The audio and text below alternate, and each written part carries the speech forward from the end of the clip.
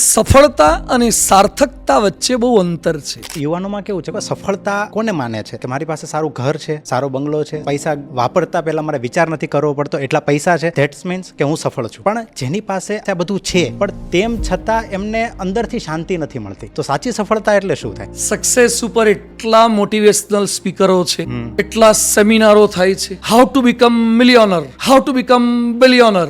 એમાં એ મિલિયોનર બની જાય છે.